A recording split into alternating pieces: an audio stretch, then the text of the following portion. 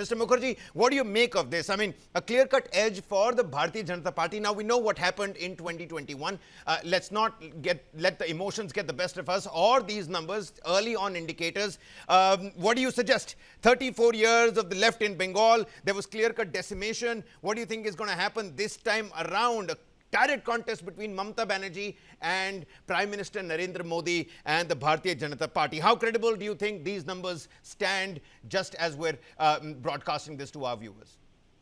You see, the numbers that are coming, that is definitely very, very disturbing for Mamata. Because the trend, as it shows, the BJP is having a clear edge. If you go by these numbers. Yeah. And I'm not stunned or surprised, because I have seen when Mamata went up from 30 to 183, she got a 6 times jump in 2011. And there was just increase of poll increase was only 2.5%. Now it is over 9%. In the second phase, it's around 7%. So, but there was no SIR at that point of time. Yeah. So even if you take the effective numbers, it is more than 2.5% as it was. So definitely, if you go by the numbers, then definitely BJP is much ahead of Mamata. And I wouldn't be astonished if BJP is having an ascending curve. This ascending curve, BJP is gradually going up. It started off from only 3, went up to 77. And now it's going up to, all the numbers are giving BJP around 160. 160 to 180. So this curve goes on. How far it will go and how less Mamata will come down, that is only after the results come. But I am little, what should I say, little taken aback in the sense that Mamata will severely go down as I get back feedbacks from the TMC leaders that she may even not cross the triple-digit figure. She may come down below 100 because there has been a three-way shift. What I see, one is SIR deletion. Second part is anti-incumbency. And third part is the Hindu consolidation. These three taken together, Mamata is absolutely sandwiched. It's like a club sandwich. Mamata is sandwiched by these three. And that is the only reason, what I feel, is that BJP has made so much of a stride in Bengal. And BJP definitely needs Bengal rarely because BJP has been losing the state for a very long time. And their founding father is from Bengal only. Whatever be the case, Shama Prasad Mukherjee. Now, the problem is this Hindu homeland, this amount of polling, this is definitely a Hindu consolidation, which I have been repeating in your channel for a very long time, that RSS had played a very important role in taking it ahead. And what they have done, I do not know exactly, but they have definitely played a role this time with a face. Otherwise, they used to play without a face. So this Hindu consolidation with SIR and anti-incumbency, all taken together, these numbers, BJP is getting the numbers. I wouldn't be astonished if BJP comes up to around 200 or 200 plus or something like that. Okay, all right. So you're saying you wouldn't be surprised if the numbers were beyond 150, 160, yes, the average that is being put out. Mr. Phukan, what do you make of this? When did the tide essentially turn? We know 2016, Tarun Gogoi, back-to-back wins for him. Is this simply polarization? Do you think the schemes work? And people aren't talking about the delimitation as much. And mind you, Himanta Biswa Sarma's personality has also been talked about, so much on social media, if I may. Yes, I think it's a couple of factors. First of all, if these numbers hold, it wouldn't be surprising.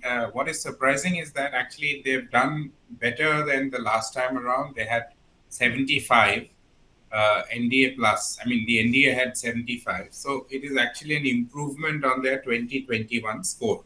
Even the lower figure in most of these polls mention 82, 85, 88. I think one has given 88 to 100.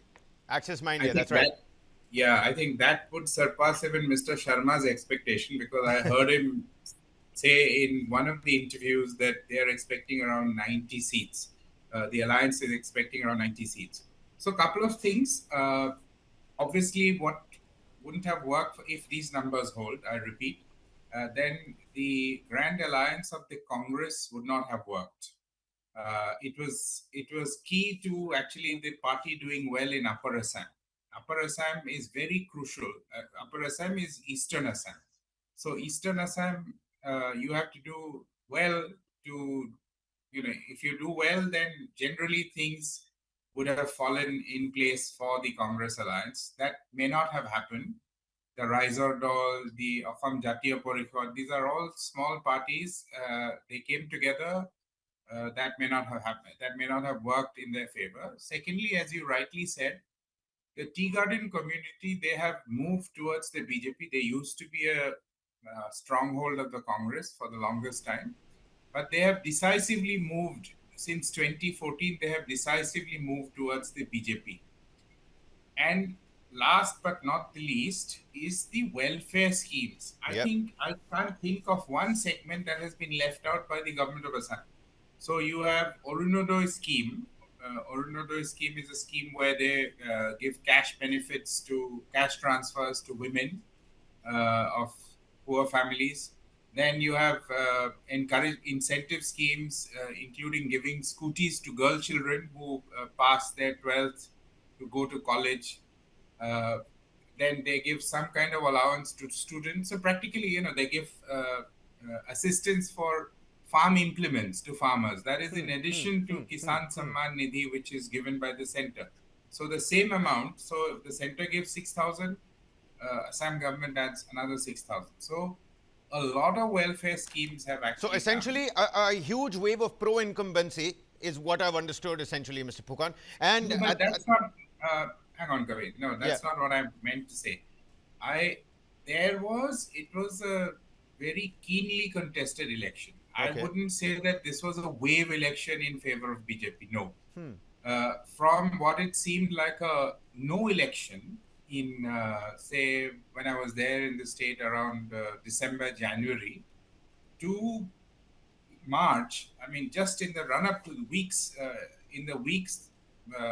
running up to the election on 9th of April, the polling day, the opposition had sort of picked up.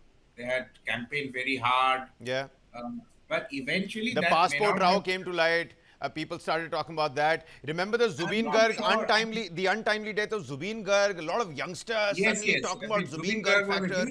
And of course, we're poorer without that great musician, but it was a factor. It was a huge factor. Zubeen Garg was a huge factor in terms of youth vote. So, from what it seemed like a no contest, it became a close contest. But eventually, I'm quite sure that the vote share will tell you a different story. Once we know the vote shares, it'll tell you a different story. The seats may well hold true, but I think in terms of vote share, it'll go up. Also, of course, remember, last time in 2021, AIUDF, Ajmal's party, and Congress fought together. So there was a massive consolidation of votes. This time around, AIUDF was almost non-existent, but it just kind of came out of nowhere in the last 1 month or so and contested. Look at the Bodoland party factor as well, Mr. Phukan. Yes, Bodoland party, BPF was earlier part of their alliance. It was in Congress alliance. Now they have moved to NDA. In fact, both the parties, UPPL, it's also a Bodo party, that's also part of the NDA, though they have contested separately in the assembly elections. But they were part of the NDA, the larger NDA family. So what I mean is that, the alliance did not work for the Congress if these numbers hold true. The grand alliance of these small regional players like Assam Jatiya Pariষদ, Riser Dol, all these did not work well. That's number one. Number two, that Congress hasn't been able to make a dent in their Upper Assam vote, that region. So these are two important factors that have come out. So the leadership factor, we can talk about it later, but maybe Gaurav. Fair enough. You've given us a nice summary of what really is at play and why it seems like it's a clean sweep for the Bharatiya Janata Party.